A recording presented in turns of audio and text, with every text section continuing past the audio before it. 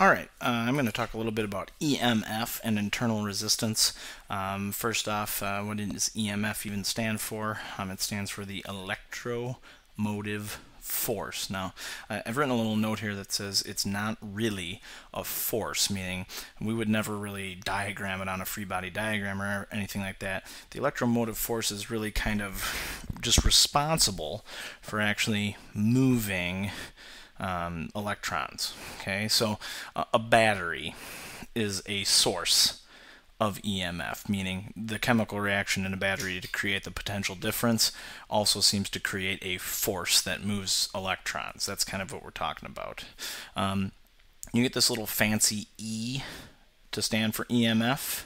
And what exactly is it? Okay, so if I look here, this thing that I have written down says the potential difference when no current flows through an external circuit, meaning it's essentially the voltage of the battery as long as there's actually no current passing through it. So when you look at like a standard battery, it'll say 1.5 volts on it. That's ideally you'll get 1.5 volts. Okay, however, the voltage in a battery is not constant. It does vary with the resistance and the current that you are drawing. So this statement right here is kind of the difference between the voltage and the EMF. The EMF is what you actually get, or I'm sorry, the EMF is the ideal amount that you would get, whereas the voltage that you get out of it is what you're really getting. Okay.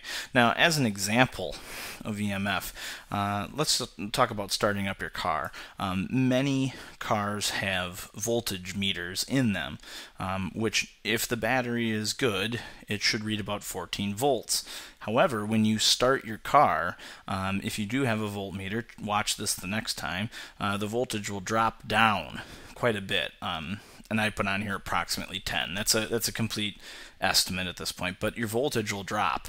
Okay, and the reason why it drops is you're essentially trying to power lots of different things at once. Well, the more things that you try to power, the more current it requires, and your battery only stores so much charge before it has to build up more and more charge.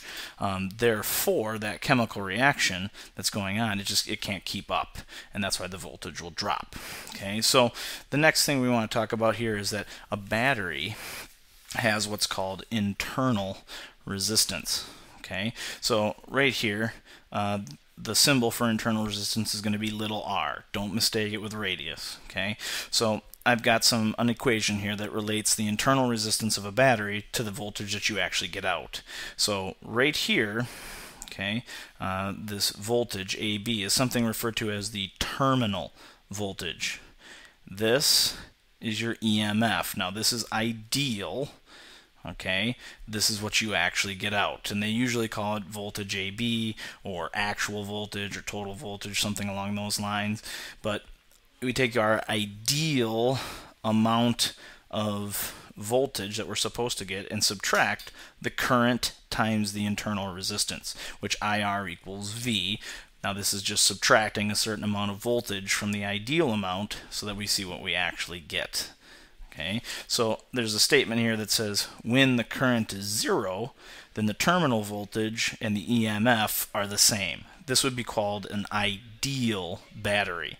However, oftentimes you're going to see the internal resistance equation with some substitutions in it. So as of right now, you can substitute in IR for V, because from Ohm's law we know V is equal to IR.